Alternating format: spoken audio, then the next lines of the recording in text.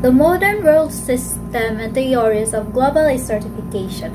So, in this topic, mapag-aaralan natin ang mga wealth, power, resources na unevenly na-spread sa buong mundo. So, by exploring different theories, may explain nitong topic na to kung bakit maraming wealth and power na unevenly na na-spread across the world. So, dito, naapektuhan rin ng mga tao or mga tao sa loob ng bansa ng iba't ibang bansa. So, by digging in this topic, malalaman natin yung mga rason behind that global inequality and dynamic of today's system. So, number 1, understanding global inequality. So, this highlights the fact that resources, wealth, and influence are not evenly spread across countries. Some nations are much wealthier and more developed than others, which affects everything from healthcare to education to opportunities for economic growth. So, that is number 1. Number 2, importance of the study. So, this allows us to understand the root causes behind the economic and social challenges that countries face. So, for example, why do some countries have high poverty rates while others do not? And another example is, why do some countries have access to better technology, education, and healthcare? So, this is some questions that may be answered in this report. So, number 3, global interconnectedness. So, we are interconnected, such as through trade, politics, and environmental issues. So, global stratification shows us that events in one country often have far-reaching effects.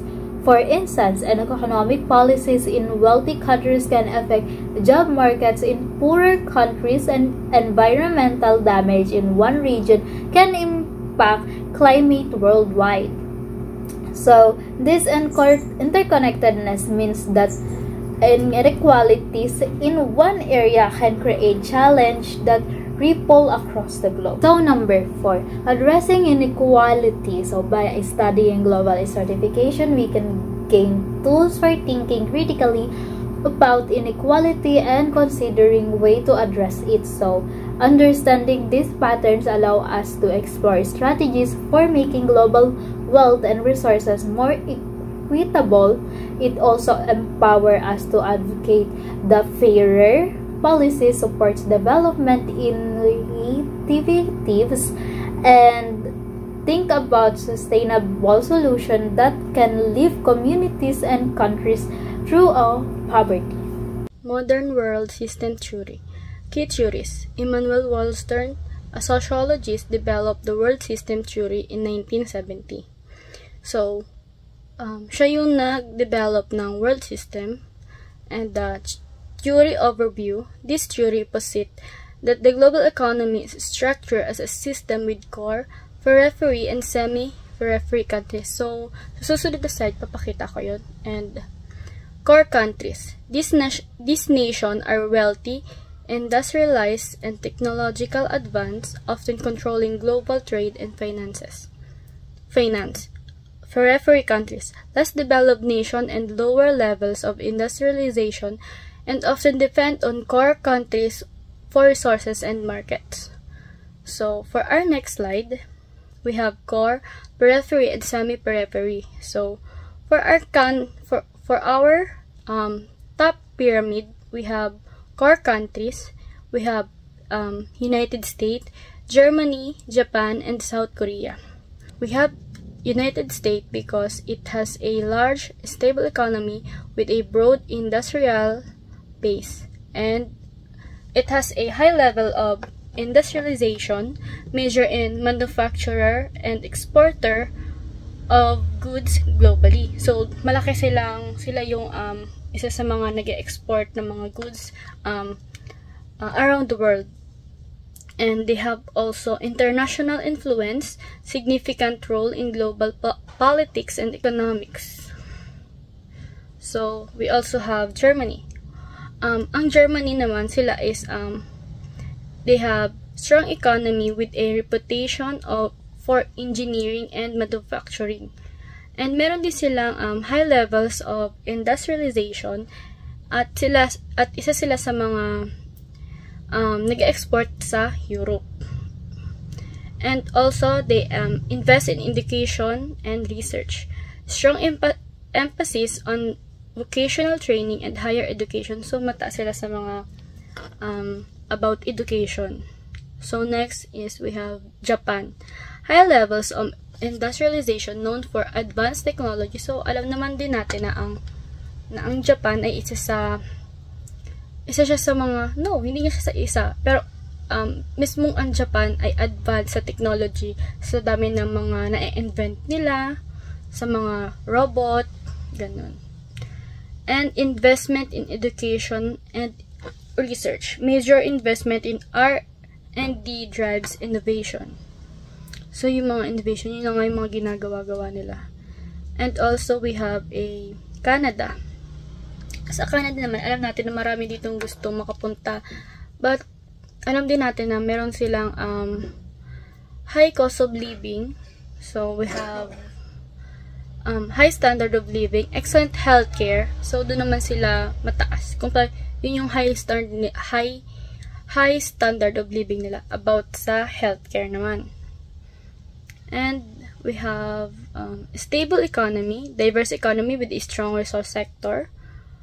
And they are rich in minerals, oil, and forestry. So, yun. And we have also a South Korea. Alam naman din natin na kung gaano kayaman ang South Korea. And next, for our middle pyramid, we have semi-periphery countries. So, ito yung, hindi sila, ang semi-periphery, hindi sila yung sobrang baba, hindi rin sila yung sobrang taas. So, ito yung nagpo-fall between core and periphery. Ito yung parang, they more developed in economies than periphery, but are not advanced and wealthy as a core countries. So, yun nga, kasi nga ang periphery is sila na yung parang sila na yung sobrang lower na. So, we have on our semi-periphery, we have Brazil, India, China, and Russia. So, sila yung mga simple lang. Yung mga hindi mo sa simple, pero developed na yung economies nila, pero mas mayaman pa rin sa kanila yung mga nasa taas, which is yung United States, yung Germany, yung Canada, etc. And for our third and last, for our bottom, we have periphery countries. Example, this is many nations in Africa, Latin America, and parts of Asia.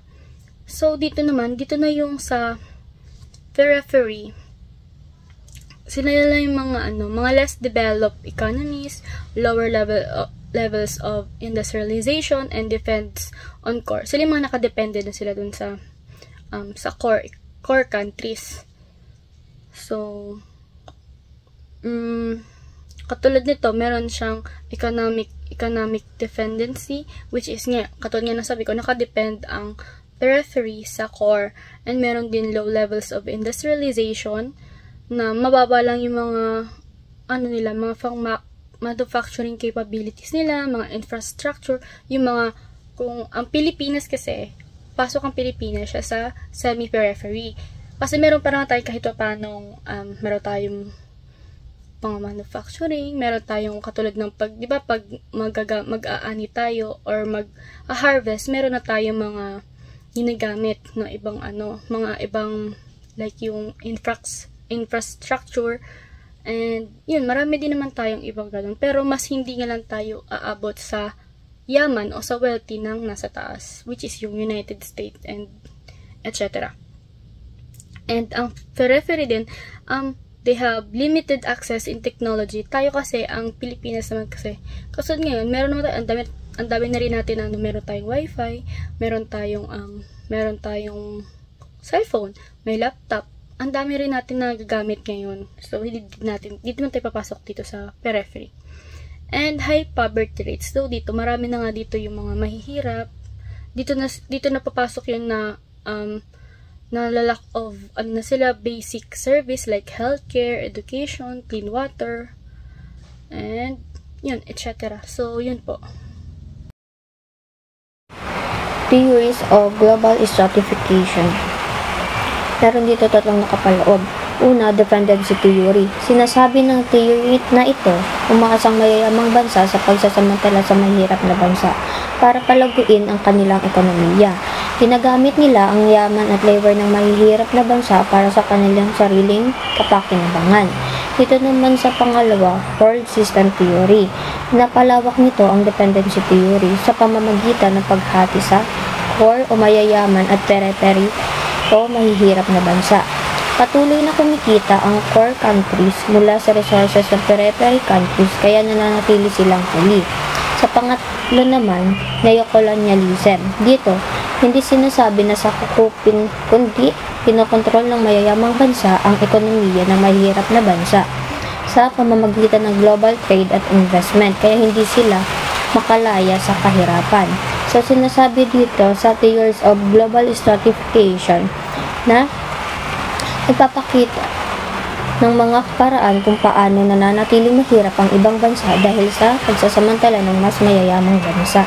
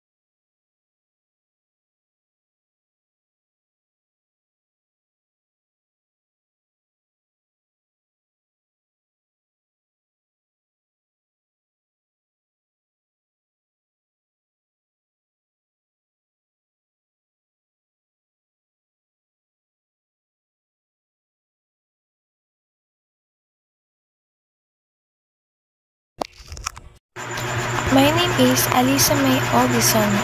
Implication of global stratification. Economic impacts. Global stratification contributes to trade inequalities and high debt levels in poor countries. Halimbawa po, sa economic impacts po, ang mga mahihirap po na bansa, tulad po ng mga nasa Sub-Saharan Africa, ay madalas po nagkakaroon ng mataas na utang dahil po sa hindi po sila patas na kasunduan o kalakalan. Ang mga bansa po nag-aangkat po ng materialis mula po sa mahirap na bansa ay nagbebenta po ng mga natapos na produkto sa mas mataas na presyo na nagdudulot po sa kanila ng trade imbalance. So, sa social impacts naman po, migration from poor countries to wealthier ones can lead to cultural exchange and tensions. So, halimbawa po dito, sa social impacts daw po, ang migration ng mga Pilipino bilang overseas Filipino workers patungo sa Middle East o Western countries ay nagdudulot po sila ng cultural na adaptasyon at minsan tension po sa lipunan. Ang mga refugee po mula po sa Syria ay nakakaranas ng diskriminasyon at cultural po na hidwaan po sa kanilang bansa o sa kanilang nilalapitan tulad po ng Europa. Sa political impacts naman po, ay additional po pala sa social impact. Social impact refers to the effect that actions, policies, or projects have on people and communities. It can be positive or negative. So, positive impacts, job creation, improve access to education and healthcare, reduce crime rates, environmental conservation efforts, and cultural preservation initiatives. So, sa negative impacts, increase inequality or displacement or communities. So, sa political impacts po, wealthy nations often exert significant influence over poor countries through trade and aid agreements. So, dito naman po, halimbawa po dito, Ang impluwensya po ng United States po sa mahihirap na bansa tulad po ng Pilipinas ay makikita po sa mga kasunduang militar gaya po ng Visiting Forces Agreement. Gaya po sa China po, nagbibigay ng malaking pautang sa mga mahihirap na bansa sa Asia at Africa na minsan po ay nagre-result ng kanilang control sa mga infrastructure tulad po ng seaports. Critics argue that world system theory simplifies complex global issues and overlooks internal factors within countries. Ang sabi daw po dyan, masyado daw pong pinapasimple ng world system theory ang mga komplikadong issues sa mundo. Halimbawa, sa isang bansa na kakulangan sa mahinang sistema ng edukasyon, hindi nito nabibigyan ng pansin ang mga panloob na isyu na nagiging dahilan ng kahirapan. At dito na daw po the theory's emphasis on external factors often neglects internal issues such as governance, corruption, and social structures within countries. Sabi naman daw po dito, sabi daw po dyan, ay masyado daw pong nakatutok sa panlabas na issue ng bansa tulad ng impluwensya ng ibang bansa sa sobrang focus nito sa labas. Nakakalimutan na nito ang importanteng issue sa loob ng bansa gaya ng pamamahala, korupsyon at istruktura sa lipunan. At mahalaga daw po itong malaman sa loob at labas na issue dahil may malaking epekto ito sa bansa at sa kalagayan ng bansa. Maraming salamat po. Hello everyone, I'm Danica Cubermas. So my report is about conclusion. So first, for our conclusion is understanding global stratification is crucial for grasping international relations and recognizing the inequalities that persist across the world. Understanding global stratification is important dahil nakakatulong ito upang mas maunawaan natin ang koneksyon ng iba't ibang bansa sa ating mundo at malaman natin ang hindi pantay-pantay na kalagayan ng mga bansa sa ating mundo. Second, for our final thoughts, awareness of global inequalities is essential for promoting social justice, sustainable development, and more equitable world. So, ang pagiging aware about global inequalities is important dahil nakakatulong ito upang mas mapaunlad at papayaman natin ang ating bansa at mapalaganap ang fairness dito sa ating mundo.